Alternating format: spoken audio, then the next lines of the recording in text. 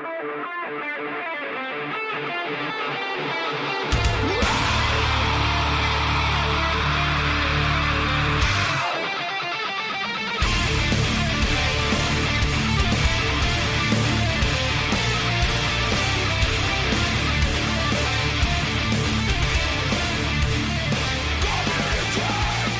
is episode 190 of the Defensive Security Podcast. My name is Jerry Bell, and joining me tonight, as always, is Mr. Andrew Callett. This is very weird on a Wednesday. I don't know what to do. I know it is a little awkward. Because tomorrow's not Monday. That's true. But it is a work day. Yeah. Hi, Jerry. How are you? I'm good. Thanks for asking. Super. So this is our annual Verizon DBIR Spectacular. What's DBIR stand for? Data breach. I'm just kidding. Data breach investigation report. I got it right here. It was a joke. See? Indeed, and as per usual, it's good reads. It definitely is. They make it better every year. It's true. Although apparently some of the folks who used to do it have moved on. I think quite a few of them have. Yes. Yeah. So. This one is. I will say, there's a lot of attempts at humor here, but it wasn't nearly as funny as last year's. I didn't want to say that, but I concur. I mean, it's tough. Verizon people, step it up a little. Well, we're happy to do some medium fee consulting for humor. That's true. Because we got that market cornered. You know what else we got? We got a disclaimer. Oh, that's right.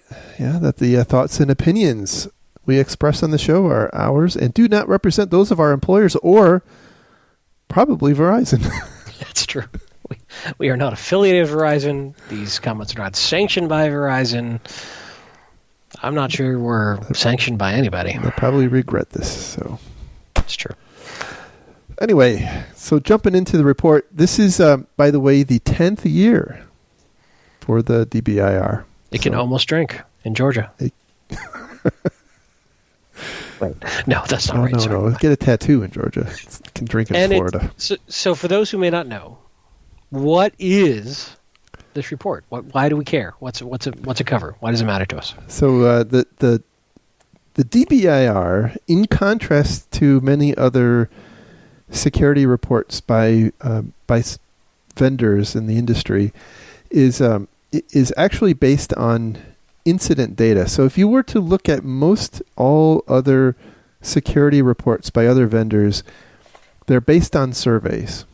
So they're like opinion type surveys. How often do you get breached, and how likely do you think you're going to get breached through your web or through email or whatever, and that stands in contrast to Verizon's approach, which is to partner with a whole bunch of different organizations like national certs and different law enforcement agencies, different incident response companies, their own incident response firm, and they actually kind of normalize a pretty large set of incident data, and then they analyze the snot out of it, and they produce an 80-page report every year.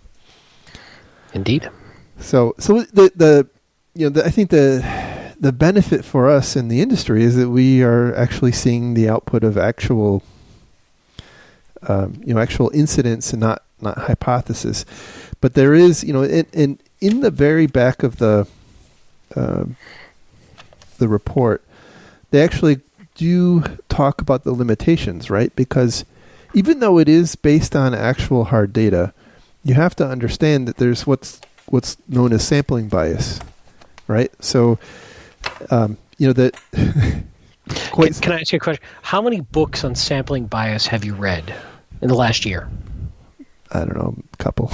Yeah. Anyway, the point is, the things that the incidents that there's all kinds of incidents that happened that aren't in the report, and so we don't know, of all the incidents we're about to talk about, we don't know if this is a tiny fraction or most of them or Right. or what have you. So, and also, I think different industries are likely to call in, law enforcement and incident response companies for different kinds of incidents, and so you may see some bias from that too. But be that as it may, they I think do a pretty good job. It's one of the best broad view of trends and likely things going on in the industry that we've got. Absolutely. So we like it. So there's a lot we can learn from it. There's a lot that, it distills out a lot of the marketing hype into what's really going on out there as best we can see it from as best they can see it. Indeed. So let's get into it. They have a pretty nice executive summary on what is page 3, and I guess I'll talk through the pages. Which hopefully will help you follow along at home if you want to. We're expecting this podcast to be approximately 7.5 hours long. Yeah, just so you know. Yeah, absolutely. And it's really best if you listen to it all in one chunk without breaks. So one of the first stats that stuck out to me was the number or the percentage of breaches that were perpetrated by outsiders. Right. So so in this, the findings here are that 75% of breaches are perpetrated by outsiders, and by the way, that stands in dramatic contrast to most other, kind of common knowledge, right? And also many other reports. Indeed. So 75% outsiders, 25% insiders. Right. Related to that, the other one that I thought was really interesting, only 18% of all the breaches were conducted by state-affiliated actors. Well, so we hear all this talk about nation-state this and nation-state that. 82% of your breaches are not nation-state. So let's look at this at the 80-20 rule. 75% are outsiders, 82% are non-state affiliated actors. So if I'm trying to get 80% coverage, I care about outsiders who are non-nation states. Yep. That's right. Maybe I have a chance.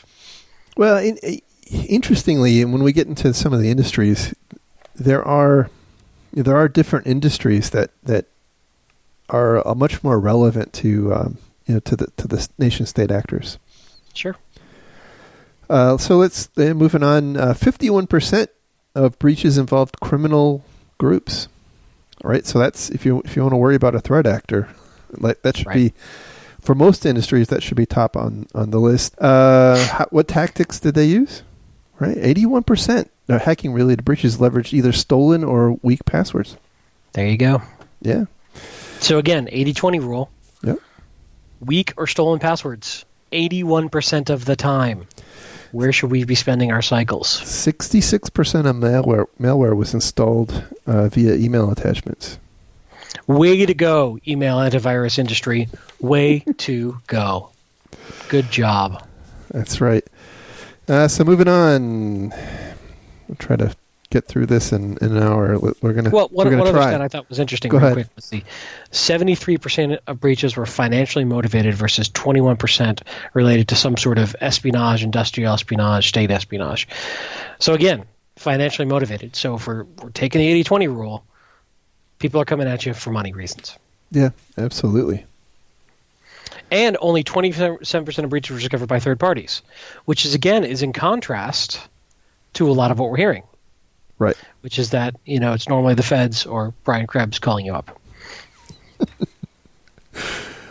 Indeed. All right. Okay. So moving on to some of the changes in the trends, and one of the major changes in 2016's report to this year's report is the change in external detection versus internal detection. So external detection took a nosedive, and internal detection took a big uptick. And they're careful to point out that was largely related to a pretty big drop in POS point-of-sale intrusions and banking Trojans, right? So, when I guess those are commonly detected by law enforcement and whatnot. So because that as a category was much lower, kind of forced up the internal detections. But they're careful to point out that doesn't mean like we're necessarily getting better at detecting these things internally. So yeah, it just means potentially that as a percentage, there were certain things that law enforcement did well that maybe have either dried up or the bad guys have shifted to other mechanisms or whatnot, and law enforcement hasn't, or fraud detection hasn't quite caught up with it yet. Right. And then an interesting stat, they point out that financial and espionage motivated breaches account for 93% of breaches. So, that's, while we do say that, the financially motivated breaches are where you probably need to be focusing your time, that there is, especially if you're in the manufacturing and public sectors, nation state or espionage cause is certainly something to keep in mind. And if you're curious what the remaining 7% is, they group it under fun, ideology, and grudge motivations. FIG. Yes. They say the rise in espionage from the previous year was partially due to the simple fact that they're featuring more of these breaches this year because basically there were less Trojans and less POS breaches, right? So all those things are now more prominent in the report. But they did say, and this was something that I thought was really interesting, and that is they pointed out that they do not count ransomware infections in their breach count. And that kind of makes sense, right? Because, your data wasn't breached if you're infected with ransomware, except that I believe the Department of Health and Human Services in the U.S. has put out guidance that basically says, unless you can definitively prove that the ransomware didn't exfiltrate the data, you kind of have to assume that it did. So I could argue both sides of that one. Yeah. Well, I mean, it is what it is. So right.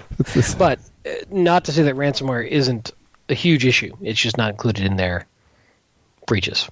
And exactly. Although they do later, just spoiler warning, they do indicate that ransomware is trending down, but still a huge portion of concern. Correct. So moving on to page 6. Page 6 is kind of a heat map of the various objectives of breaches, either espionage, the FIG, the fun, ideology, grudge, or financially motivated, and they kind of map that as a heat map across a whole bunch of different threat vectors, right? And the thing that I found really interesting was the differences and the commonality between espionage and financially motivated attacks. There's a lot of parallelism, except in some really specific instances. Like in the case of espionage, there's a lot less frequency of using stolen credentials, which I thought was really interesting because I didn't expect that. Capturing the storing of stored data is pretty prominent in the case of espionage, but non-existent in the case of financially motivated breaches.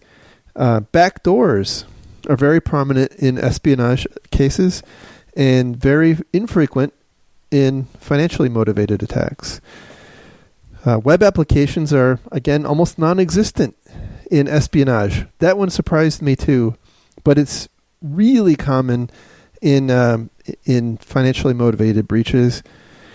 Partners, so hacking via a partner is completely unrepresented in espionage cases, but moderately represented in financially motivated. And then direct install malware and desktop sharing were completely missing from espionage cases and relatively moderate on the financial side. So interesting, interesting differences. And by the way, other than that, they're almost the same. The all the other cases where, Well, you would, in many cases, yeah, the technique should apply, regardless of, the fundamental goal. Right. So both are commonly using phishing. Mm-hmm. Both are commonly using command and control hosts. And they have like C2 in here like 8 times. I don't understand that, but they're both using email very commonly. So, there clearly is a lot of common tactics between the two actors. Moving on to the next page. One thing they pointed out in this report is that from a purely a standpoint of number of records stolen, it was all in the information, in what they call the information industry. And they point out that these are the web portals, and I'm gonna guess it probably had a lot to do with Yahoo.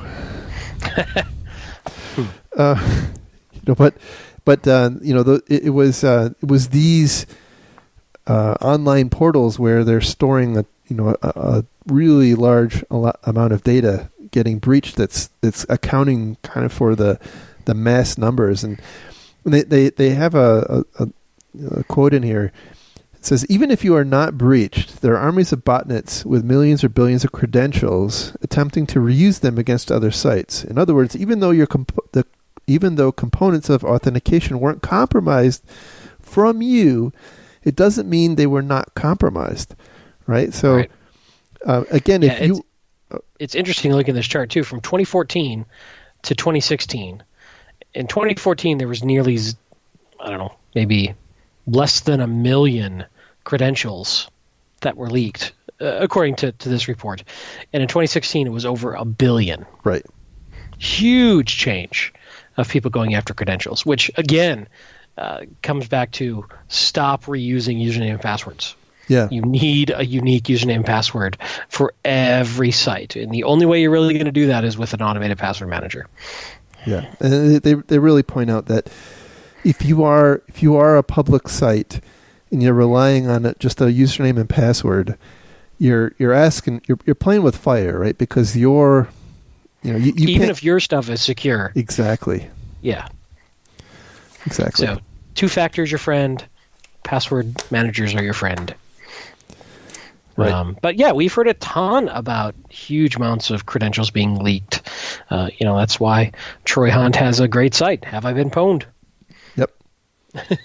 But all that being said, there's still a bunch of other stuff getting leaked too. But right. It's amazing how much credentials have shot up in the last 2 years.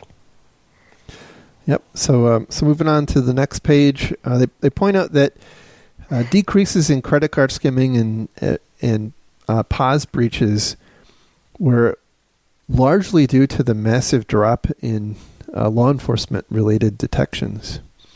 But that, because that went down, the number of detections by employees kind of necessarily went up, proportionally. And so they said that this is the second straight year. They also see an uptick in the detection through internal financial audits associated with business email compromise. So this is like the CEO scam or the CFO scam.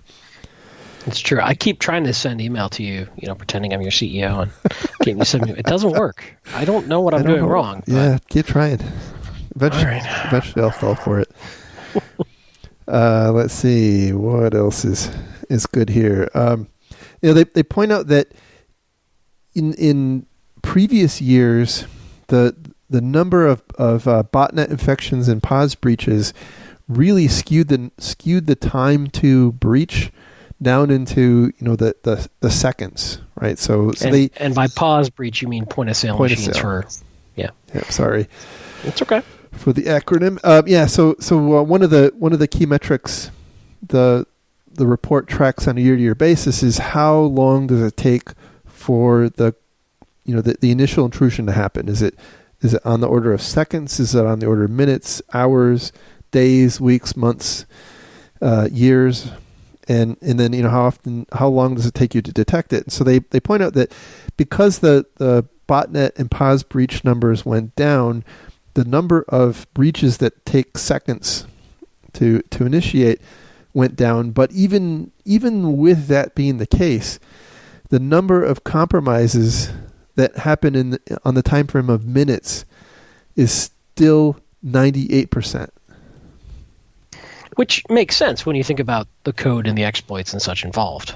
Yeah, absolutely. But I guess the point is, it's not, people aren't like, picking at your website, right? It's right.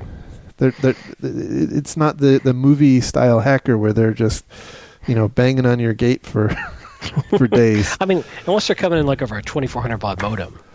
Well, that could be. That could be. It takes them a while to send the payload. So one piece of advice. Go ahead. Can I ask a question? Yeah. How can we quantify a discovery timeline of never? I don't know. That's a good point. I'm just curious. They've got never for both time to compromise. So if you never do it, then I'm not compromised. And they've got time to discovery never. Now, how do I know that I never discovered it if I never discovered it? Well, if you notice, the lines are all flat, so I guess that makes sense. I'm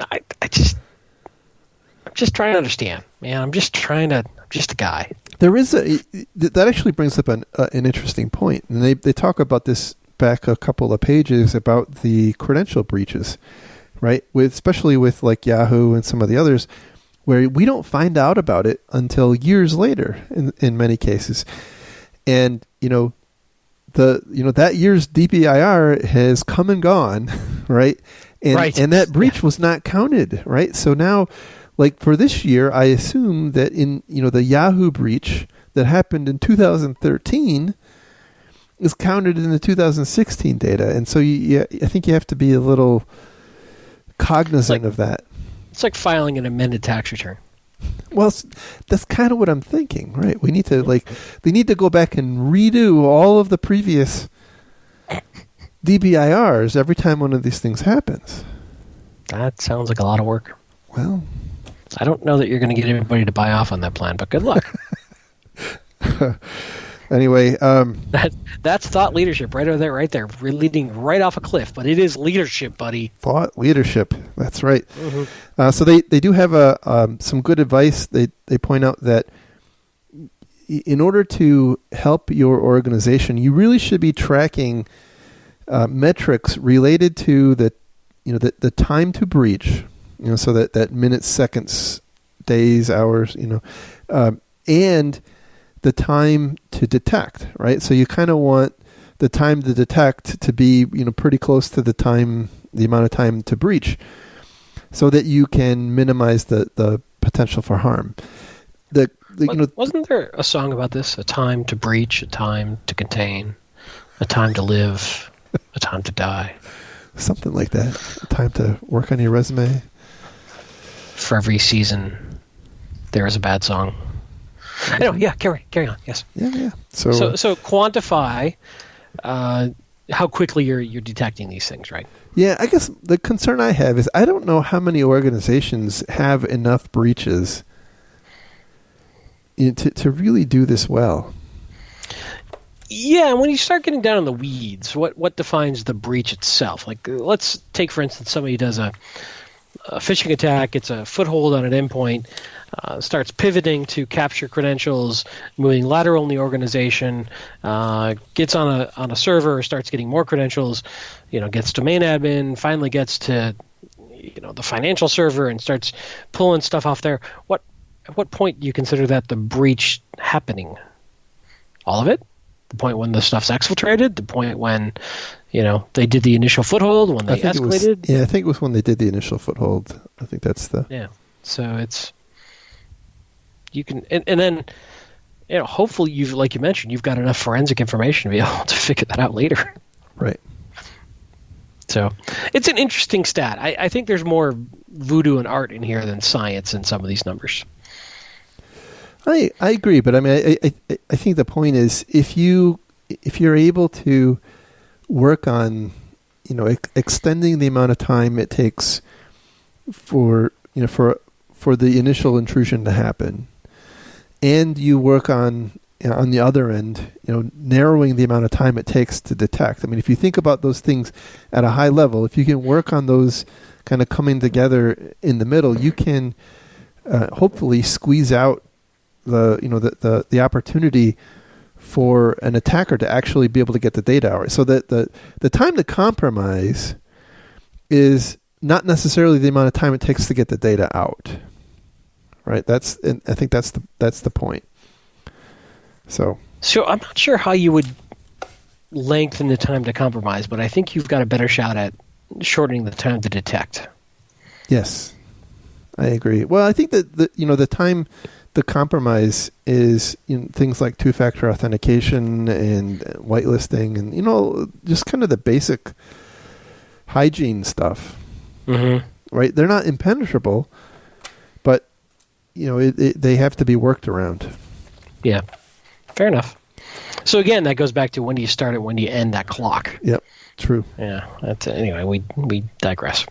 So I'm going to skip a whole bunch of stuff and get into. So they have this industry by industry view. Yes. And so what I wanted to do, and there's each in this report, there's I don't know how many industries there are. There's a number of different industries, and they talk about kind of the unique stuff in each industry. But then at the end, they give kind of some recommendations for the industry, and I just want to focus on those recommendations. I mean, I think the whole thing is worth reading, but I mean, we'll be here for days. It's true, and the one thing I would caution is don't just focus on just your industry. Right. There are trends, and there are likelihoods that are more likely than not to come after your particular vertical, but there's no guarantee or absolutes. Right. So, for instance, the top DDoS victims are finance. Out of the other, there's 8 groups. Just so if you're curious, it's manufacturing, information, retail, healthcare, accommodation, public, finance, and education. Those are the 8. So DDoS by far goes after financial more than anybody else. But that doesn't mean that if you're in the public sector that you couldn't be DDoSed. Right. Right. And so each section, I think, has your top likelihoods, at least in retrospect for the past year. But there's also other interesting stuff from the other stuff too to keep an eye on. Yeah, absolutely. So the first industry up is accommodation and food services, and their things to consider are, number one, they couch it as decreasing the amount of software installed. But basically, what they're trying to say is that this particular industry needs to put a lid on the ability of employees to install kind of random software. Right. Less software you have, less attack surface you have, less things you have to patch. Right. And then not using default passwords. So and you can infer what's based on their recommendations here. What's what the major causes of breaches were in these particular industries. So don't use default passwords. Filter out remote access to the point of sale terminal networks, and only allow connections from whitelisted IP addresses. This is, by the way, is a really common problem. I mean, we've been talking about this since the start of the damn show, years ago. I think this speaks to a larger problem, which is that you have a lot of locations for various hospitality and for food and what was the name of this category? Accommodations, right. You have a highly distributed environment of point of sale systems and whatnot in an organization that is not technically savvy and usually is outsourcing maintenance and control of these units. True. So in many ways, they're set up to fail because they're not coming secure by default. Yeah. Yep. And that's a tough one. But I think a lot of times, especially smaller companies, will outsource the maintenance of these things, and a lot of times, my understanding at least, is it's those outsourcing companies that are really screwing up here. They're they're managing them via RDP, and they just stick the POS terminal right on the internet. And hey, man, it's convenient. It's convenient for everybody. So, and then they point out that you need to patch, right? So no. I know, it's crazy, right? APT level stuff right there. So education services is next, and they point out that that there are really two things that you need to do. Number one is to train employees to detect suspicious activity, things like phishing attacks and whatnot, because apparently nation state is a fairly common actor targeting educational services companies, and then also DDoS.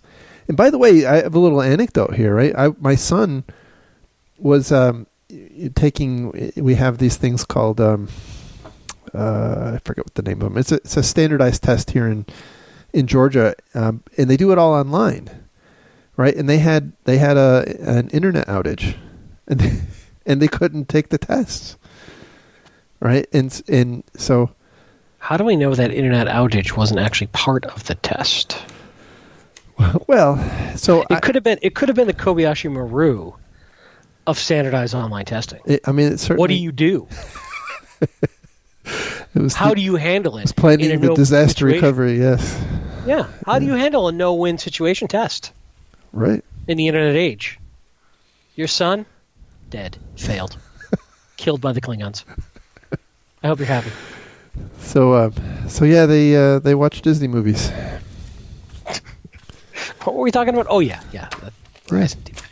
So, by the way, these areas of focus doesn't mean you should ignore the other stuff if you're in this particular industry. These are just the main pain points that they're deriving from that industry. Right. These are the things that are mostly causing the majority. They're causing the majority of incidents in these particular industry verticals. Yeah. So next is finance and insurance, two-factor authentication for all web applications. Having a DDoS mitigation plan, like you said, DDoS is I should say finance is one of the main targets of DDoS, and then also monitoring employee activity, and along with that, terminating access in a timely manner if they either leave on their own or involuntarily. Hinting at employee internal misuse and internal maliciousness. Correct. Insider threat is apparently a significant problem in the finance area. Yeah. But they also term it as privilege misuse, which is sort of, not going full rogue, just going kind of rogue. Right. That's right. All right. Next up is healthcare, and they have a bunch of recommendations for healthcare. So the first one is to work on ways to minimize errors. And so this one, healthcare is one of those ones where it's really prone, I think, almost set up to fail, right? Because you have this kind of third rail type data, and your office people have to work with it, right? So they have to email it. They have a legitimate reason to email it around, and you accidentally email it to the wrong person, and bam, you're gone. You're toast. And so their point is that you need to have plans in place to address all those kinds of things. Like another common one in this report was PHI being improperly uploaded to either intranet or internet websites, right? I mean, how many times have we heard about and talked about PHI being found in a MongoDB database, right, hanging out on Amazon? Well, I mean, you bring up a good point, which I think is something that affects many different industries, but folks just want to get their job done. They just want to, get access to the data they need and just do what they need to do and get on with their day. Right. And some of the stuff is radioactive. Yeah, but they don't handled with care. But they don't. I mean, I think after a while you get kind of numb to that. You just, it's just data. I will say we have a friend of the show who is a CISO at a major healthcare company, and also has a host. What would we say? I don't know. An also ran podcast, maybe. Yeah. I mean, what is it? The Kentucky Fried Colonel. Kentucky Fried.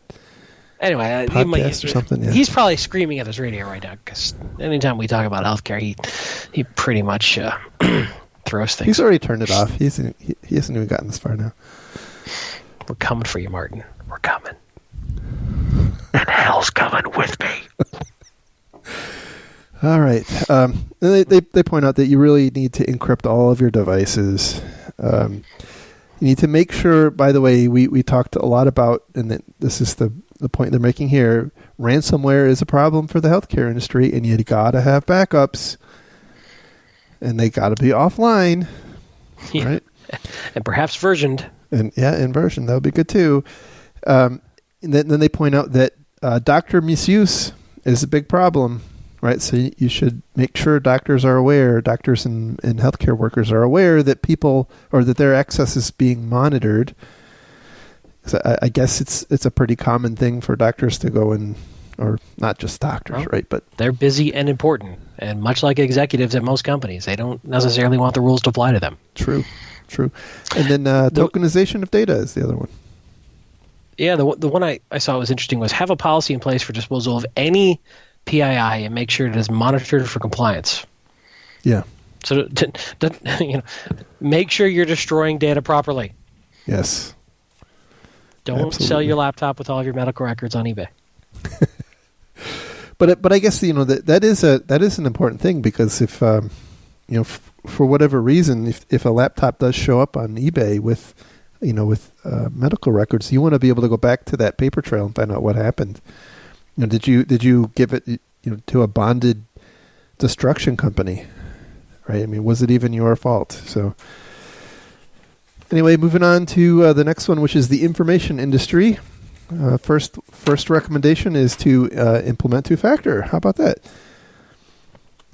On your devices and web stores and for admin access, yeah. Everything else. And this is interesting. So PCI in 3.2 is rolling out, if you have admin access on anything that is within PCI scope, that admin access or elevated privilege access is going to have to be two-factor. So we might see this implemented more broadly outside of just the world of PCI. I think its time has come, right? Yeah. Whatever you think about it, it's... Well, how often have we seen password credentials captured and reused, especially in your favorite environment, Active Directory? That's right. A lot. A whole lot. More than once. More than once. So DDoS, you need to be prepared for DDoS attacks, and then I like the way they word this. Sysadmins must update server software before returning to work. So again, patching. I really just wonder if many of the IT shops are just not fundamentally built with a mindset to patch, in terms of the automation, in terms of the downtime, in terms of the reboots, whatever. They just it seems like we're still fighting the if it's not broke, don't fix it mentality. I think that's true. I mean, I don't know this, but I have a hypothesis that in this particular industry, the margins are really thin. Being that these are, web portal type, often web portal type companies, I suspect, that margins are thin, and uptime is paramount and whatnot. So I have to believe that those two factors are probably kind of converging to make patching kind of unattractive. So moving on to manufacturing. Manufacturing, by the way, is like, I really didn't think about it, but it's a standout in the industries, because they are the far and away targeted by espionage, right? So they want that intellectual property. Right, and it's all about the intellectual property. It's all about the secrets, right? It's not about PII or PHI, it's all about their industrial secrets. And so they point out their recommendations here are that you need to keep it segregated, right? And you have to you limit it by job function. You limit access to that sensitive data by specific job function. So people should only have access to the data they need, specific data they need to do their job. You shouldn't have a big company-wide file share that has all your blueprints and crap. I mean, unless they're not that I've ever seen that. Unless they're fake blueprints with subtle design defects. Ooh, that's a good idea. You want the Chinese to make. That's a good idea. Yeah. Then, don't fall for phishing. Well, duh. I'm just saying, right? But again, that kind of makes sense. If it were only that simple. But no, I think it makes sense, right? Because we talked about how the primary threat actor here are going to be the nation states and the organized crime, and they're after intellectual property, and we know that the primary vector of attack is through phishing. Fair, but we've also beat to death the horse that you cannot train your folks away from clicking on links. So people are going to fall for phishing. So I think they have more specific advice here too about training your employees to report suspicious emails, and especially even if they've already clicked on them. But I think you still have to wrap a lot of technical controls around assuming they're going to click, and how do you minimize that damage? Right. So looking for lateral movement and that if they give up their credentials, make sure that it's two-factor, etc. Right. So next one is internal monitoring of networks, kind of what we were just saying, right? So you really want to have good intelligence monitoring audit logs, looking for that lateral movement, looking for the kind of outer profile activity, and then implementing data loss prevention. So kind of all else fails, look for evidence that your key data is being moved around. I mean, if the data here is the data in question here is this in general the key intellectual property, and in the manufacturing setting, this probably a relatively well defined. Yeah, you think that's one you could get your arms around, right? We often struggle with where's the data that somebody's going to go after. This seems like, I don't know, I'm not in the manufacturing world, so it could be far more complicated than I think it is, but this seems like a discrete set of data that could be fairly well controlled and protected. Correct. So moving on to public administration. So this is another one that's targeted by nation states. So again, knowing where your data apparently is a big concern. Let's see. Sorry, lost my place here. So monitoring your egress points. Right. So again, kind of like we talked about before. Although I would imagine in the setting of a. So monitoring for data egress, for data exfiltration. What are we monitoring for? Yes, for data exfiltration. But I guess where I was going is that I would imagine in the context of a government setting, there's probably a much more varied amount of data, and also probably not as not as much, I guess appetite for fancy, expensive solutions. I suppose is the way I'll say it.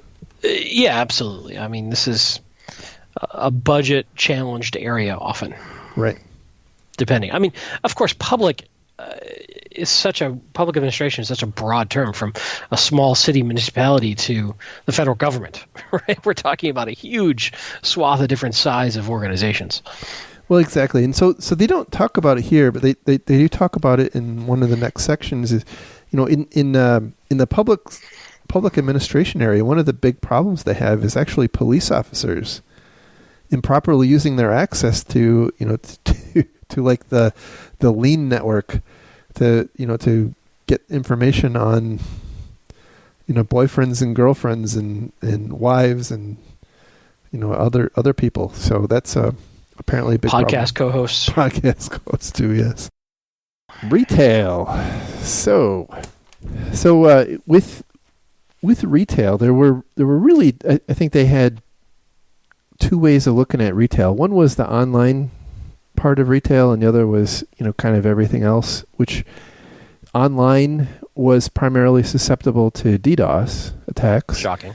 Yeah, very surprising. And then the everything else is really susceptible to more of the traditional credit card PCI environment breach. And so they had You would think the online would have more web app attacks, though. But apparently they're doing a fairly good job of security against that. That surprises me because we don't, we never really hear about the Amazons and the eBays and whatnot falling victim to things. It's always, it's always the traditional retailers. Well, one thing the PCI Council has done well is forced a good amount of third-party scanning of websites for problems. Yeah, but I guess that's certainly true. And so I guess even if you were to think about the the traditional retailers who have online sites, I'm thinking about Home Depot and Target and whatnot. Their big problems were always with, not with the online part of the business. It was always the the in-store part. Yeah. So or their back end service. Yeah, they weren't. We haven't heard too many web application attacks against big sites, but it's just surprising to me. Yeah, and who knows? Maybe it's already happened, and the common point of purchase algorithm doesn't work as well. I don't know, but so their considerations for retail were number one, have a DDoS mitigation plan if you're online, and then number two, to implement proper segmentation of your network. So if you're a more traditional environment, you want to have you want to make sure that your kind of corporate network and your, I guess, CDE are separate. And in fact, I guess they actually go so far as to say that if I guess in the context of a an online retailer, you would want to segregate the corporate from the the online presence, even on the different internet connections. Mm-hmm. I think that does a couple things for you. One, from a denial of service standpoint, if depending on how segregated they are, there's less impact across the organization. It's never good if your main e-commerce site gets hit by a DDoS and it takes down your corporate environment as well. That's a problem. It makes it a lot more difficult to respond to that DDoS. Good point. But beyond that, if somebody, and I think this goes across the board, we have this assume initial breach mentality these days, and we're kind of shifting this mindset of minimize lateral movement capabilities, and this definitely comes into play when we're talking about segmentation. I mean, it can be a pain in the butt, but the more you can segment, the harder it is for a bad guy who's gained a foothold to move around the environment. Yeah, and that was one of their also one of the recommendations is to really implement that segmentation in a manner that requires multi-factor authentication to get from one zone to another zone, which seems reasonable, but it can be difficult. It's tough. It's really tough to retrofit an existing environment. Yes, very much. I think that's the challenge. We've talked about this offline a lot, that if you were setting up a net new business in any of these legacy environments, you have such an advantage of lessons learned that you could build in from the beginning if you chose to. But existing companies definitely have a lot of, for lack of a better term, legacy architecture that's really expensive and time-consuming to change. Yeah, and that's a challenge, which is where we get into this concept of bolt-on security and magic black boxes that'll fix all your problems. Yeah, boy, I'll tell you, my IT career, these are the kinds of projects that just kind of stall in their tracks, right? We end up with these grand plans of transforming the environment, and you never finish them because they're too expensive or they don't show the value. And so I think that's that is a big problem, right? And I think that is the advantage of some of the newer online companies have had, that they haven't had that kind of legacy baggage. Yeah, agreed. But yeah, I think you're right. Trying to pitch a complete re-architecture is such an expensive, time-consuming, resource-intensive project, and it's very long-term return on investment that takes a while to really see the value. Right. Especially for executives. Definitely. So moving on to their next item, which is really not a domain and it's not a attack class, so it's kind of out there in limbo. It's called Attack the Humans, and there's some interesting stats in here. I think we talked about this early in the report. They said that 95% of phishing attacks which led to a breach were followed by some form of software installation, right? So things like which makes sense, malware or TeamViewer or something like that, and that the motivations of phishing-based breaches fall into two categories. 3/4 of them were financially motivated, which I thought was interesting, and then the other quarter was state-affiliated actors conducting espionage, which supposedly, allegedly, that's right. Yeah, and it goes back to attribution is hard. Yep. So then they get into some detail about the effectiveness of training and whatnot, and they point out that 7.3, according to the data they have, 7.3% of the users across the collected data they have were successfully phished. And they said that 15% of those users who fell victim once also took the bait a second time, and then 3% clicked more than twice, and then 1% clicked more than 3 times, which was pretty interesting.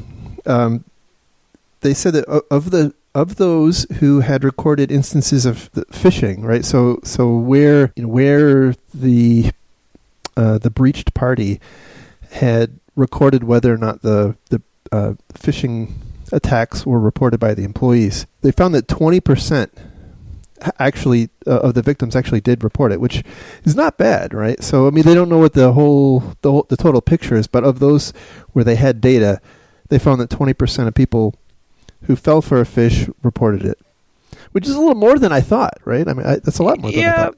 I wonder what the percentage of that 80% who didn't report didn't even realize they'd been phished. Well, see, that's exactly that's really where I was coming from, because if, I wonder how often do people actually realize they fell for it? I mean, and then, going beyond that, often I've seen education programs of report suspected phishing emails, but rarely have I seen education programs of report if you think you've fallen for one. And yes, all the sorts of issues and psychological things that come into play for that. The shame involved with having fallen for a phishing attack, that sort of thing. So maybe that's the next area. I think we've said it 1,000 times on this show that you're never going to stop everybody from never possibly clicking on a phishing attack. Somebody's going to click at some point, and there's a whole bunch of reasons why. So no matter how much training you do, how much simulation you do, people are still going to fall for it. Now, you can get that portion down. We're not saying training and simulation watch isn't useful, but you're never going to get to zero. So you still have to figure out how you're going to deal with those ones that click and how you limit the damage. Yeah, and I know there's been a number of Twitter discussions lately about making sure that you have a culture where people aren't afraid to report that they've fallen victim, right? Because if they fall victim and they become aware that they did, you want them to report it so you have the opportunity to go and do something rather than hide it and let it become a much larger problem. And so they in the report here, they have a couple of recommendations. They point out that, again, you want to empower your employees or user base to alert fishy emails, as they say. You want to identify those employees who fall victim for it. When someone does fall victim to one of these things, you want to make sure that you expire their credentials as quickly as possible. You want to isolate the systems that are involved.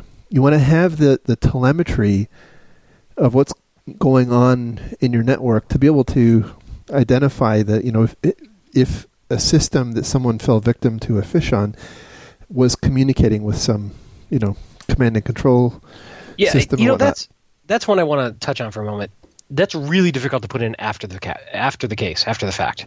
Absolutely. So that telemetry item, whether it's on the individual machines, at the network level, or both, you really want to be pre-equipped with that.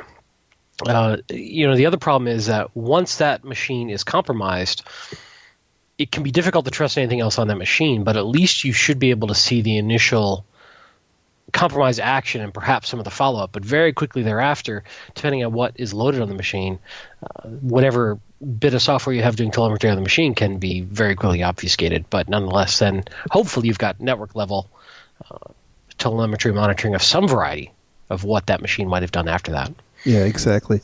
My experience has been that, especially after a day or two, workstation-based forensics becomes really difficult to get anything meaningful from.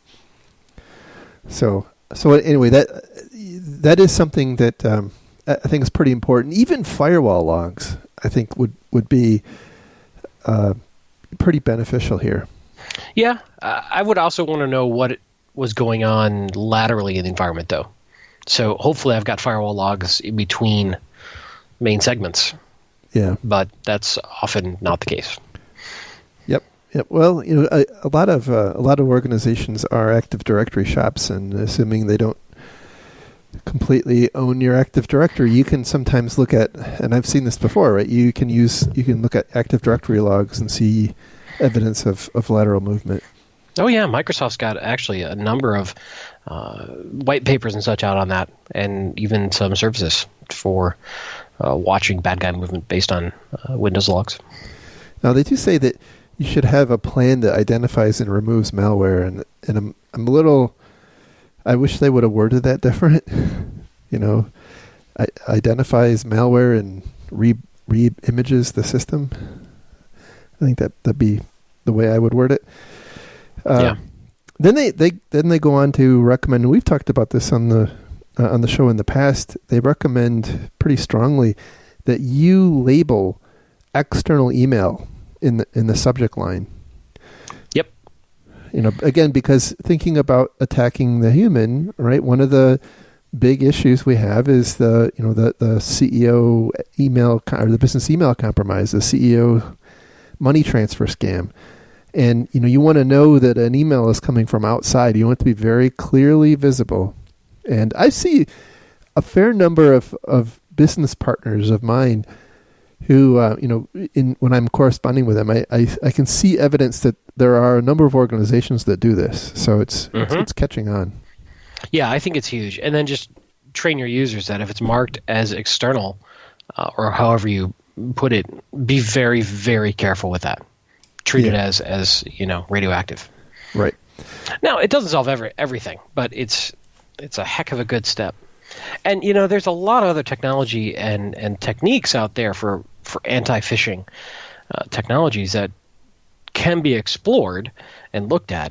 Given how prevalent that attack technique is, I don't know that we put enough emphasis on it in terms of our technology stacks to defeat it. No, I definitely agree. They point out that you really want to have and this is kind of a non-technical thing. You want to have a process in your in your finance and accounting groups where approvals of payments are never performed using email. Right? You want to have it be conducted through some other means. It's just becoming too dangerous. Jerry, I'm the CEO, and I'm telling you, you need to do this right now or you're fired. All right, hang on. I'm logging in. Right. To my bank right now. Hang on.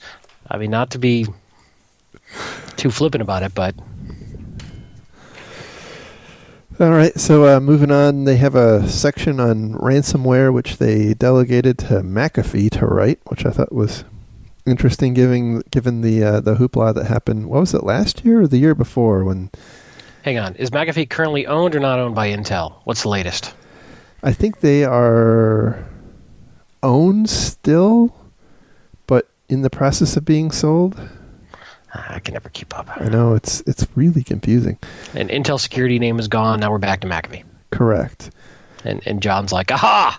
Well, By the way, I interpreted the reason they went back to McAfee was in preparation for selling it, because you don't want to sell, Intel security to somebody else, right? No. I will say, just a quick aside. So, I remember when the press release came out that Intel was buying McAfee, and all the glowing, marketing-heavy words about how wonderful it was going to be, and all those going to leverage all these synergies and buzzword compliance stuff.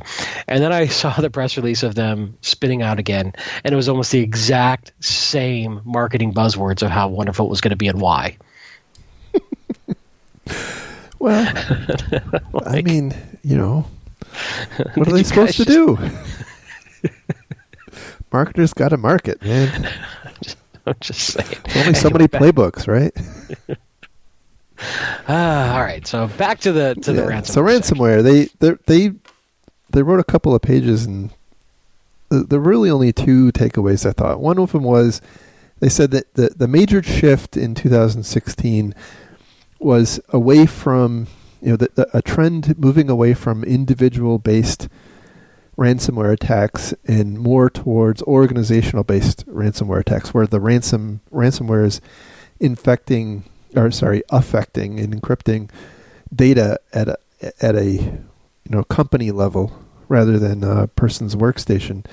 And we saw, we've talked about a lot of those kinds of incidents over the past year or so. And then they also pointed out that of the what they call the social actions, for that they kind of divide up the causes or the attack vectors of the social actions. 21% of these social actions were actually ransomware attacks, which is up from 8% the year before. So I mean, this is a rapidly accelerating field, and they also point out that that there are different and focused areas of companies that are really primarily being targeted, like HR and accounting. Right. And so, I think that's probably a good,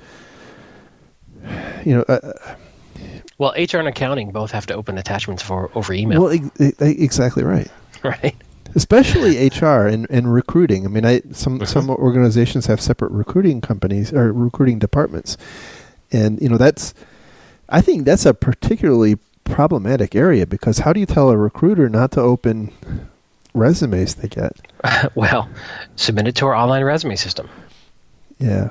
Well, then you get people bitching about your online resumes, as they should.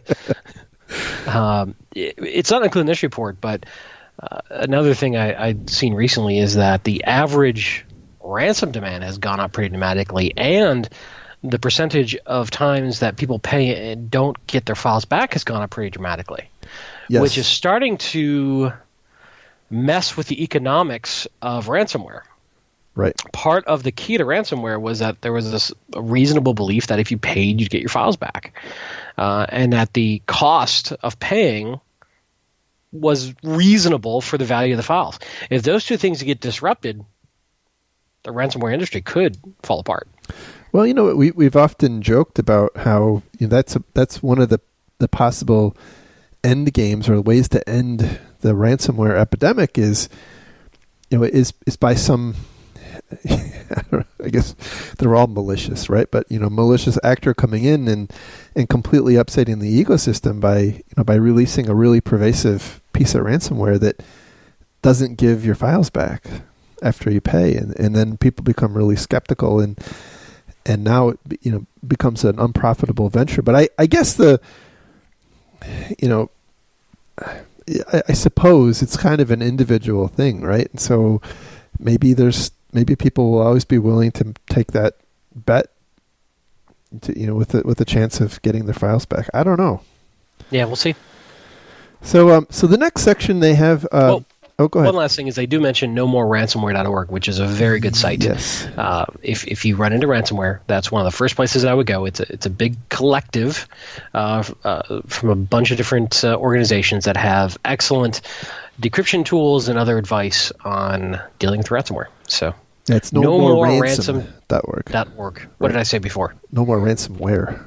No, that'd be wrong. No more ransom. I think No More Ransomware is probably a porn site now, right? Well, if not, it will be shortly. Hang on. Registering. All right. Moving on to the next section, which is what Verizon had come up with a couple of years ago was these 9 attack patterns. And they're we'll kind of step through them. What we just talked about was their view by industry. Right now, this is kind of the same set of data cut up by attack pattern. So it's a little bit different way to think about it. So the first attack pattern is crimeware. And so this is, you can kind of think of as a superset of malware that includes ransomware and whatnot. And they point out that the way to think about defending yourself against this is to block executables at your email gateway, which, I mean, we could have had this conversation in like 1998. Yeah, seriously. Right? Disable macro-enabled Office documents. Again, 1998 called. Right. But, it's making a comeback, and it's pretty effective. Yep. Let's see. Then they go on to point out that you really need to have a very robust anti-malware strategy, which probably should include things like application whitelisting, sandboxing, and then network defenses that can detect malware communicating with probably not only communicating with command and control hosts, but also laterally moving in your organization. And then finally they say that you really ought to be prioritizing patches for browser-related exploits, and that includes plugins. And I would actually add to that email client patches and plugins too. Yeah, I would say Office, anything browser plugin related, Java, Flash, yeah, absolutely. And this is something that we've talked about a little bit in general, prioritizing patches. And in general, for most organizations, enterprises, they have this test routine that they go through with a certain class of test users that they roll out a patch to make sure it's not disruptive, and then they roll it out to the rest of the organization. Usually it's a 30, 60, 90-day cycle kind of thing, depending on criticality of the patch. I'm starting to come around to the concept of if it's Java, Flash, browser, or something Outlook related or Office related in terms of Microsoft Office, just push it. I think the risk of some sort of problem with a patch is much lower than the risk of an exploitation hitting an unpatched machine. Mm-hmm. I don't know that I'll get much support with that, but that's kind of my... Well, it's one of those strategies that will work until the patch breaks something, and then... Well, and that's the problem, right? Because you can't prove how many times you stopped a problem because you aggressively patched. Exactly. You can only prove when it breaks something. Right. And that is always a frustration. Absolutely. So the next attack pattern is cyber espionage. And in this area, they point out a couple of defensive techniques. And number one is, and this is one of those painfully obvious things, that you want to make it difficult for the adversary to establish a foothold on your network. Yeah, we started talking about that a little earlier. And and I think that's some of the same kinds of things we just talked about. Whitelisting, patching. Well, to be fair, a lot of the defensive strategies are the same regardless of the vertical or the category of attack type. Yep. To be honest. And then they point out that you really need to have monitoring and logging to be able to review account and device activity. Not only to detect compromise, but also to evaluate. And I've seen this. This is painful, right? If you don't have good logs and you detect a breach, especially if it's a more advanced attacker, you end up in this kind of burn it all to the ground situation where you don't have any other option because you don't know where they went if you don't have good there's telemetry. Plenty of other options that people take. Well, I know. Unfortunately, I've seen some of them, yes. Yeah. But then it's a problem. We'll just keep an eye on it. It'll be fine. Then we'll just be back later. Mm-hmm. So, let's see. Then reducing the impact of a compromised device, by making lateral movement harder, again through isolation or through network segmentation and use of two-factor authentication. Right. That these are. I think the whole point here is just kind of think through, especially given the data they gave you here, right, in this particular report. You kind of think through if assuming that you're in a vertical that's likely to be targeted by these kinds of advanced attackers. I don't think like the accommodation and food service industries are places where these things are too relevant. But if you're in manufacturing, right, where you have a lot of sensitive intellectual property, these are that's the kind of industry they're coming after, right? But again, for lot now, of these, it but could change. I don't know that China's ever going to go after like Holiday Inn. No, but the techniques are not. Here's what frustrates me about the TTP argument around attribution. Technique, tactics, and hockey pucks. No, anyway, nothing limits any other group. Right, thank you. Nothing limits any other group or any other motivation to use a similar technique. They're not exclusive, and if it fits the goal, there's nothing stopping another type of criminal from using it. Well, we talked about that at the very beginning of the report. They had that heat map which compared the techniques of the espionage actors versus the organized crime actors, and they there's a high amount of parity, except for some specific areas. But it's hard to argue with properly segmenting your network using two-factor authentication, yeah. Regardless of who's coming after you. Right. And that's my point, is that I think the industry, rightly or wrongly, has tried too hard to do attribution and to attribute certain types of attacks to certain types of attackers. And I don't think that that's wise to focus too heavily on one set. I mean, unless you really have a very limited amount of money and time, and you've got to go after your 80-20, what is the 80% likelihood? But this stuff changes so rapidly, and there's nothing that stops one group from copying another group. I actually honestly think that is the very problem that the discussions about TTPs is trying to solve, right? We have less money. We know we have less money to spend on defense than we need. And so we've got to prioritize. We've got to make some really tough decisions on what we are going to spend on. And right. So based on the profile of our business, what is this? If I've got $1 million to spend and I need to spend $10 million, what is that? What am I going to spend that $1 million on? Yeah, I get it. I think it's a false sense of security. And by the way, for the people who work in the really small groups, okay, you need to spend $1,000, but I only have $100 to spend. Right. Because I'll get some angry emails. So anyway, the next pattern is denial of service attacks. We've talked a lot about denial of service attacks in the past, and there's no magic here, right? This is one of those deals where you're either prepared or you're not, right? Yeah. And they had some interesting stats of size and duration, and most DDoSes last 2 days. That's the median. Thought that was interesting.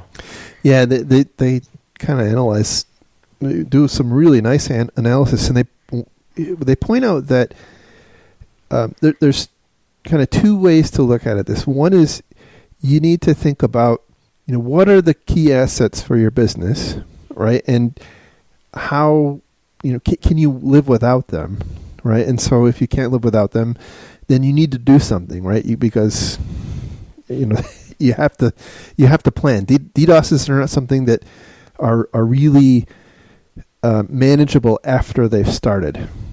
Right. Certainly you can engage Akamai or one of the other providers, right? But holy cow, I will warn you right now, once it's started, it is really expensive. Yep. Really, really expensive. And then the other point they bring up is that, again, in the analysis here, they point out the kind of the range of sizes, attack sizes and attack durations. You need to think about what kind of attack do you want to be able to withstand, right? Because that's going to pretty dramatically drive how expensive a solution you need. Yeah, and DDoS defense is its own huge beast, whether it's network design, segmentation to content delivery networks, to working with your ISPs.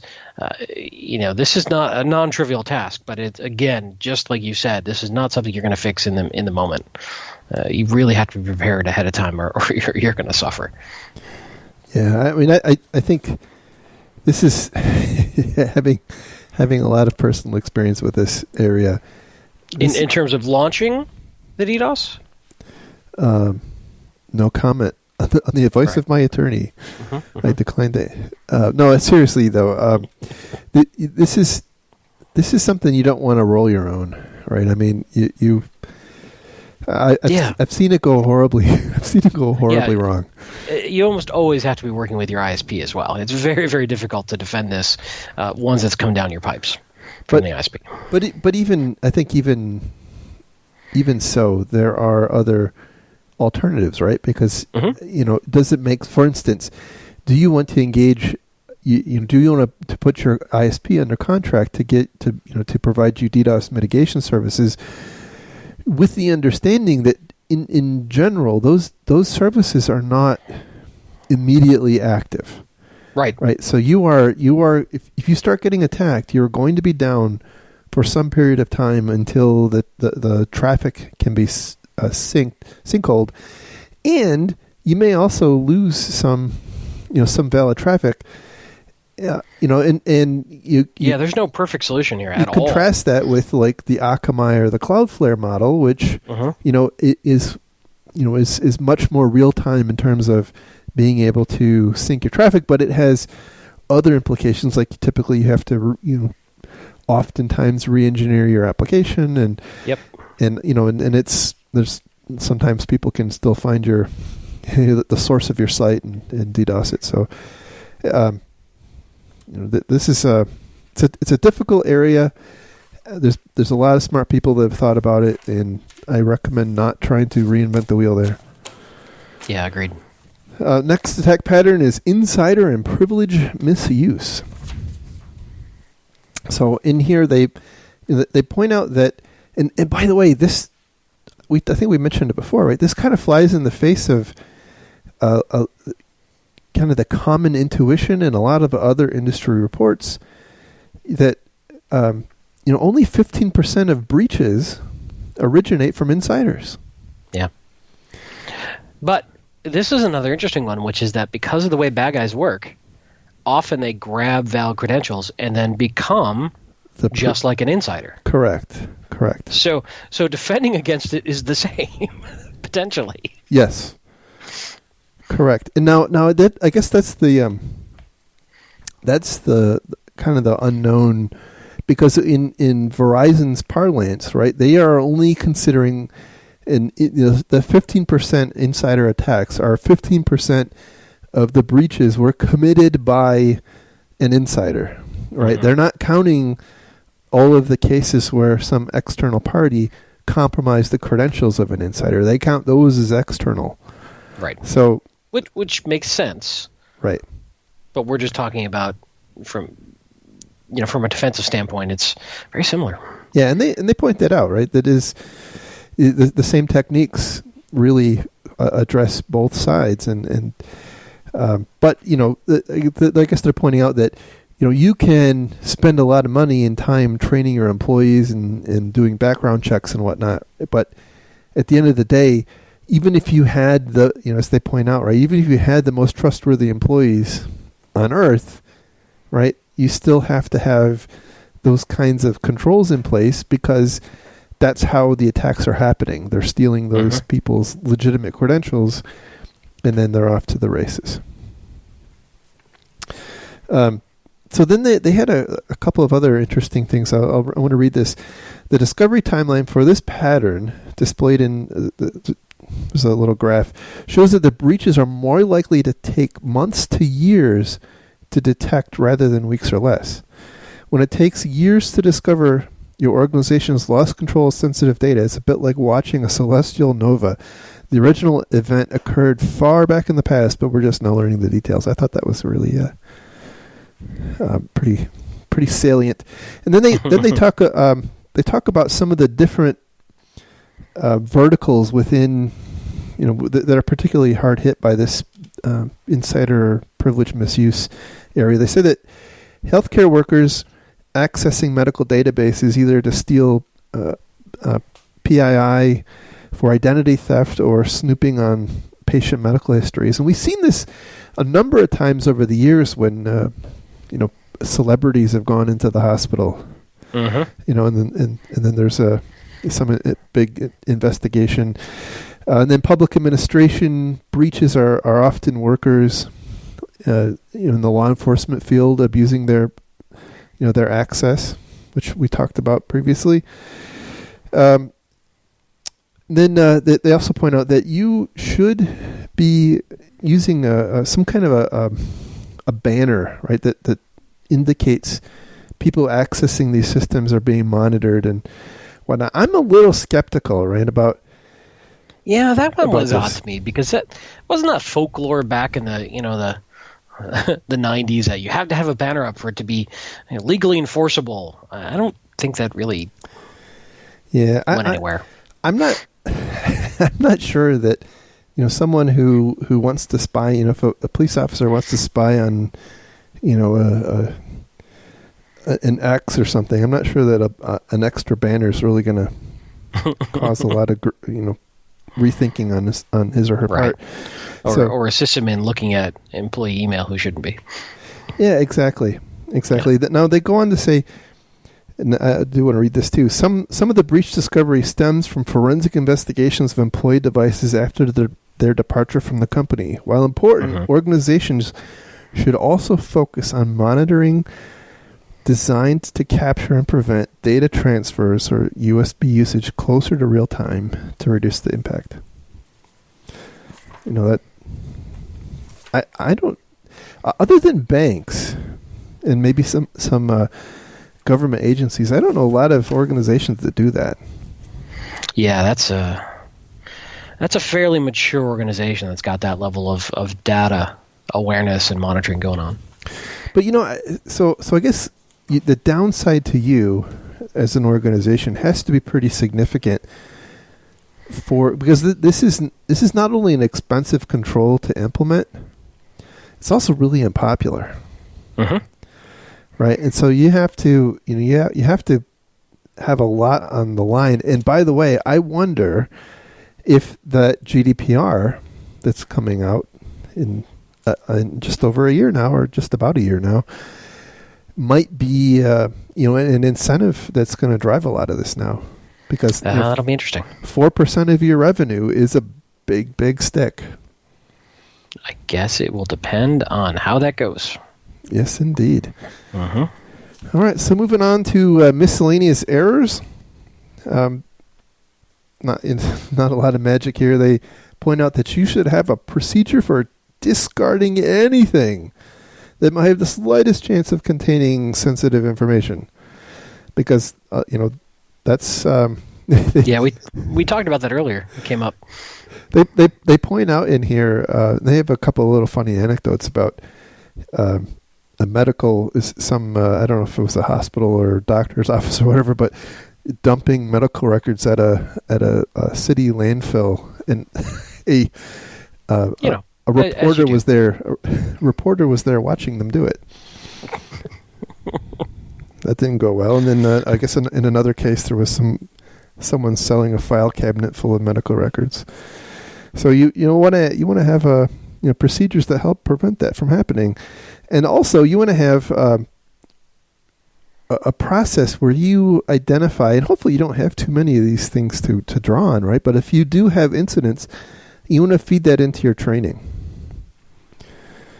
So whatever incidents you have or have had in the past, you want to learn from that and make sure it's rolled into your training. And then finally, you want to have a reviewer, and we talked about this in one of the previous instances as well. You want to have a reviewer, a second set of eyes for anything that's going to be posted. Any time you're going to be posting sensitive data on an internal or external site, you want to have a second set of eyes to make sure that it's posted properly in such a way that it's got the proper access controls, because there's been a lot of instances where data has been improperly made accessible. So next is payment card skimmers. We're getting down to the end here. Thank God. I mean, good. Yeah, carry on. They said that in 2016, the number of skimmer incidents involving gas pumps tripled from 2015 to 2016. For the record, I saw my first gas pump the other day that used a chip. Yeah, and they actually have a great joke on the next page. They say that there are substantially more reports of Bigfoot sightings than there are of gas pumps with chip readers. A local gas station just went through a huge remodel, and the new pumps actually have chip readers in their credit card slots. Interesting. I've not actually seen one yet. Yeah. But at the end of the day, it's really on that retailer to get those out there, because if they don't have it and they have fraud, that's their liability. Yes, that's right. After October 2015.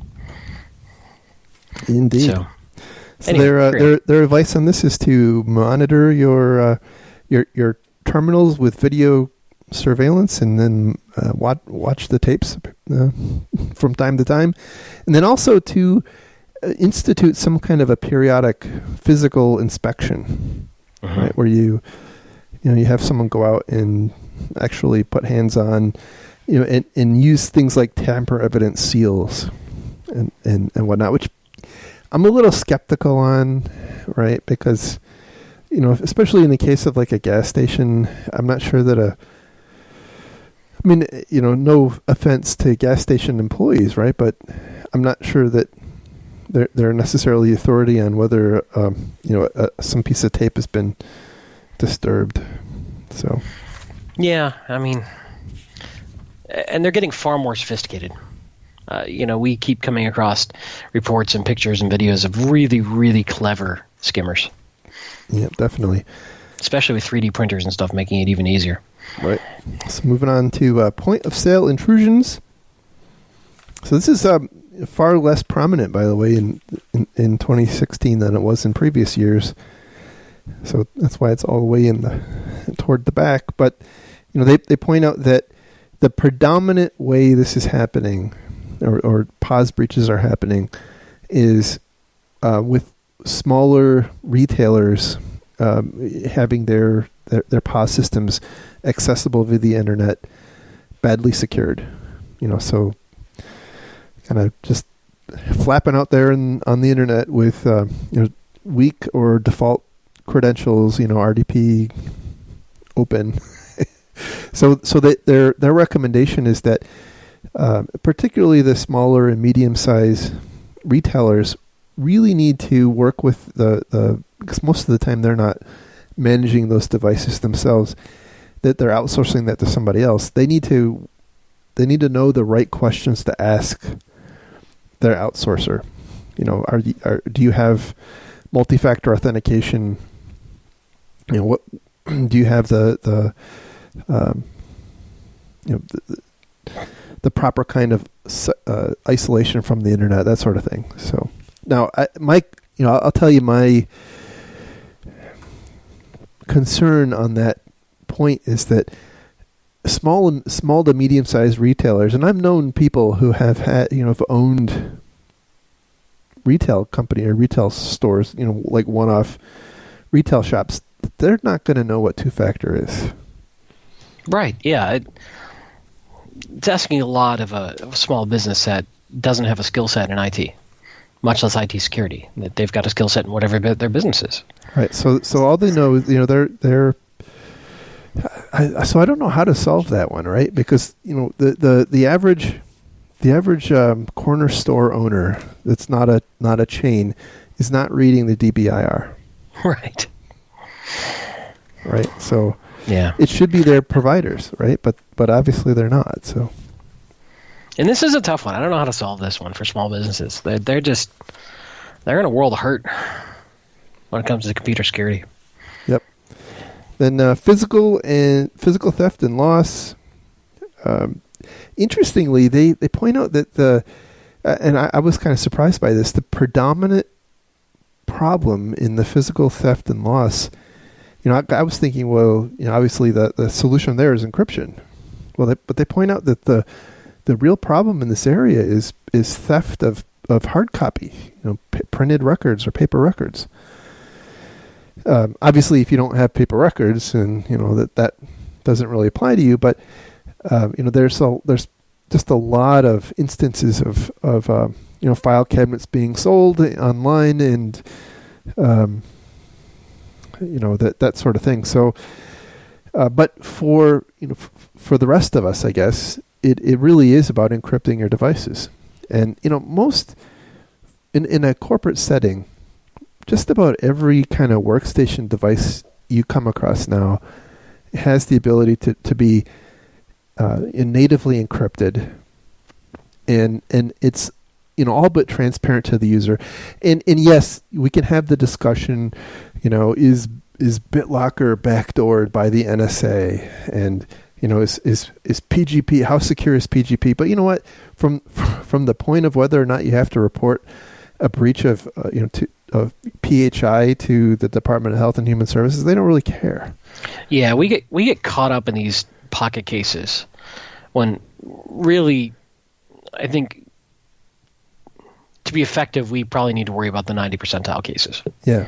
Yep. So, you can worry about that stuff for your home computer, but for your work computer, let's do something that is, easy to use, transparent, and just kind of works out of the box. It certainly is going to lower your risk. Yeah. Now, I kind of wish that operating systems like Windows and Mac and in Linux had a better way of ensuring that like portable USB drives were encrypted.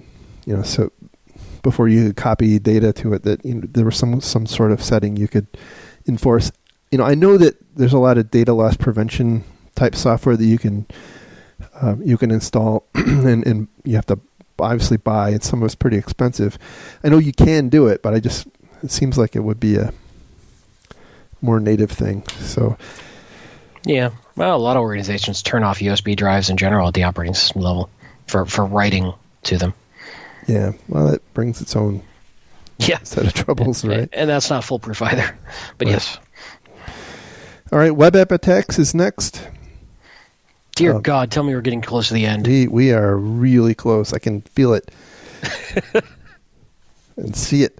So, we don't have to go really deep into it, but they point out that one of the best ways to avoid big breaches is to not have a ton of data in your web app, right? So no, I know, it's crazy.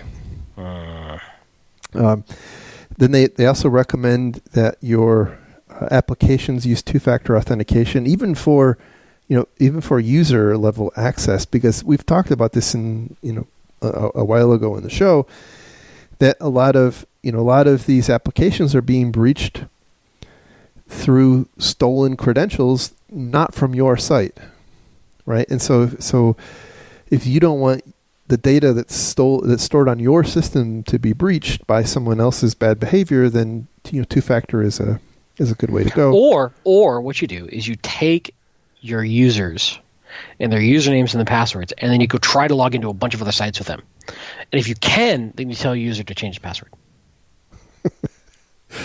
I need to get a patent attorney on the phone. I wrote something up about, because my idea was that websites should just generate a password for you. Like you shouldn't be necessarily. That is pure communism.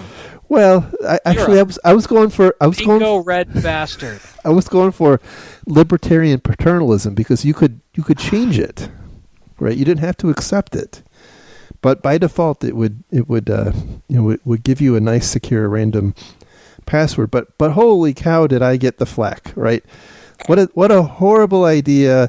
Someone actually had the same idea as you. That the application should try to log into a bunch of different websites using that password, which sounds like a nightmare to me, by the way. Oh yeah, I was joking. And technically, it should be a non-reversible password anyway, but that's a different story. Well, but at the time they're entering it, you have it in you could capture it at that moment, sure. But, anyway, there's no good option here, right? Look, we fought Canada for 6 long bloody years so I could set my own password. I never thought of it that way. Never thought of it that way. So, anyway, then they point out that, this is really something that bothers me a lot. Patch your damn your web applications. How freaking hard is it? And don't install any WordPress plugins ever. Well, or if you do, patch them. By the way, speaking of WordPress, right? WordPress has something like almost 30% of 30% of the internet just about runs WordPress, right? WordPress now gives you the ability to auto update everything, right? There's no excuse anymore. There's no excuse. Just, go in there and auto. If you're going to ignore the damn thing, go in and set it to auto update. I think the big problem we have is kind of twofold. Number one is in a corporate setting, you get little pet projects of people, and they'll set up their little WordPress site for whatever they're doing, and then they get fired. Or they leave, or whatever, and that site's just there, and it never gets updated again. I think it's going to get worse. You're basically talking typical common shadow IT, and it's definitely going to get worse. Absolutely. We've commoditized spinning up servers on the internet. It used to be an arcane art that took a lot of sacrificing of goats and ancient rites and mystical arts. Now anybody can pull out a credit card and have a server up in 10 minutes. Exactly. So that's good on one hand. I'm not trying to keep technology away from the masses, but we have lost the institutional memory of the folks who've done it for years to keep things secure, if they even are so inclined. So now we've got anybody who is so inclined can spin up a site, and maybe you've never even heard of security considerations.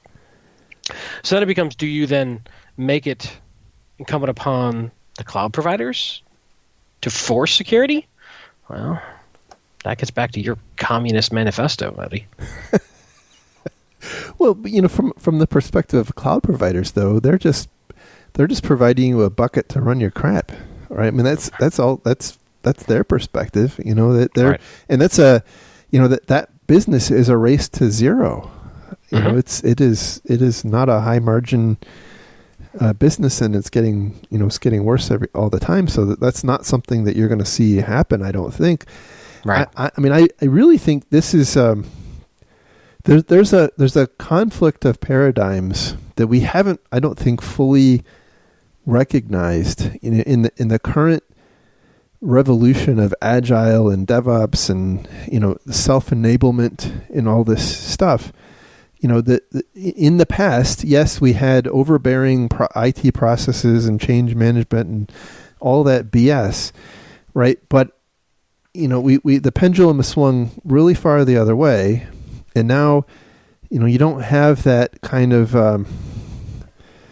that institutional commitment to the things that you're setting up. And so now, you're just kind of throwing crap out and seeing what sticks to the wall, and we're not taking it down if it doesn't, I guess I don't know what the answer is, right? It seems like it seems like we need to in general. Now obviously some companies do this better than others, right? But we need to make sure that there is a commitment if we're going to put something out there, that it has the level of commitment, even though it's going to, it's going through a new type of IT process. So anyway, and then finally, everything else. It's the everything else bucket. It's other. And other. And really the only notable thing in here is, again, the business email compromise. Right? This is from a breach perspective, it's the business email compromise. I would also, by the way, throw into that pot, every year we have the W-2 in the US here, at least. We have the W-2 scams where, people pretend that they're the CEO, and they, for whatever reason, I don't, it's never fully, I've never gotten my head around why the HR department believes that the CEO needs to have the W-2s of all their employees. You don't question the CEO. I don't understand. Do you want your job next week? It doesn't make sense to me, but it happens. It happens every year. So yeah, I think there's a whole category of attacks where you're spoofing some senior executive to get, whether it's money transferred or sensitive data sent. So and obviously we already talked about the solution to that, which is make sure you have good processes in place for the things that matter. You don't rely on email for transferring funds. You don't allow people to request W-2s to come in, via email. You tag email coming from outside as... We need to be agile and entrepreneurial and flexible and nimble. And you're just preaching a whole lot of bureaucracy and red tape, buddy. You're right. Thinking. You're right. You're absolutely right. But this is, fundamentally, this is the balance of security. This is it in a nutshell. Yeah. Ease of use versus... Well, exactly right. We don't have to do it, right? I mean, that's the thing. None of this has to be done. We can skip any and all of it, and then accept what may come. Right? That's the trade-off, right? And I think that, by the way, that's what makes this industry so complicated, is that every business, every organization has a different understanding, of what their risk is. They have a different level of risk tolerance. One of the things that bothers me is that organizations take risks with stuff that they don't own. Right. And are they even truly cognizant of the risk they're taking? Right, exactly. So anyway, it's that is that's our report for the DBIR. So one thing, as an aside, in previous years there was a whole bunch of sample breaches narratives that were really interesting. That's now in a separate report. So if you're looking for that, that's in a different report by Verizon, and maybe we'll cover that in another show, because I think some of those are really interesting to talk about. Yeah, they are, and that report is actually like 20% longer than this one. So. Okay, we'll pick and choose then. Well, no, I'm sure just saying nobody's still great. Listening to us rambling at this point. That's true. I'm going to put an intermission in, like a just 20 minutes of chamber music. Yeah, exactly. Anyway, that is the show. That's our DBIR spectacular. Thank you for hanging out with us. Yeah. Hope you learned something. I know I did. We talked too much. And by the way, I do recommend you go through and read the report. I mean, I know we talked about it. We did a well, then they could skip listening to this whole damn show. Yeah, but maybe this is a good fly through for them to figure out where they would want to focus. All right. So anyway, thank you very much for hanging out with us again. Thank you to our Patreon donors. Oh, by the way, what was with DerbyCon selling out in 3 minutes? I got to tell you, that was nuts. Well, hey, much props to DerbyCon. Much success there. It did cause much wailing and gnashing of teeth, though. Yeah, by me. I was one of the ones doing most of the wailing and gnashing of teeth. Well, both of us missed it. I mean, I actually, it set an alarm on my phone because I completely didn't know that they traditionally put tickets on sale early. I guess that's a thing, and I just didn't know because I'm lame. So I had set my phone. It was supposed to go on sale at 1 o'clock, and I set my phone for 12:58 to remind me to stop what I'm doing and go over to the DerbyCon page, and it was already sold out at 12:58. Yeah, I was like, well, I couldn't bother.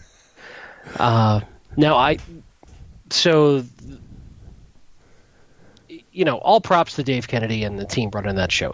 It's a great show, and as we've seen over and over with other cons, you're always going to have people upset that they can't get tickets. That's a sign of a successful show, and it's a tough situation. I don't know anybody's hit on the right solution to that problem yet. I did see just earlier today that they are no longer going to randomly put tickets on sale. If they say it's going to go on sale at 2 p.m. on Tuesday, it will be 2 p.m. on Tuesday or after if they're having technical issues. So they're going to kill that randomness involved going forward. Well, So I also agree. DerbyCon is a wonderful show. I mean, and I'm all of my anger and frustration is that I didn't get a ticket. It's not anything more than that. I think in their credit, right? This is the seventh year, right? And I think 2 years ago, tickets sold out in like 2 days or something like that. Last year it sold out in 8 hours. And so if you open if tickets sell out in 8 hours, then you open ticket sales 5 minutes early, it doesn't really matter, right? Right. And that's exactly their point. And they just didn't conceive of the fact it would go in 3 minutes. Right. Now, we're all making the assumption that's all legitimate purchases too. I don't know. Correct. But I think by now they would have figured out if there was some sort of massive ticket hoarding scheme going on. Yeah. Now, I will say that in previous years, probably starting around the July timeframe, we'll start seeing people realize they can't attend and desperately trying to sell their ticket. So, if you're on Twitter and you want to go and you didn't get a ticket, I would start monitoring, the DerbyCon hashtag and looking because there is a lot of ticket sales that happen in the couple weeks and months leading up to it. So I hope to be there. I hope I get a ticket. I suspect I probably will, but we shall see. I'm at this point planning to go either way and just hang out. Yeah. Well, I got a hotel room, so I don't know. By the way, I don't know if you saw, but they're moving to the Marriott next year. I did. Yeah. I did see that. So that should be exciting. And plan ahead. There's a very high likelihood that you and I will be at the second annual O'Reilly Security Conference in New York. Correct. In late October. Correct. And I still have my llama mask, so that should be fun. What else is going on? I think we have absolutely taken far too much time of our loyal listeners, so I think we should go. Say goodnight, Gracie. Anyway, good night, Gracie. Have a good one. We'll talk again next week. See you guys. Bye-bye. Bye.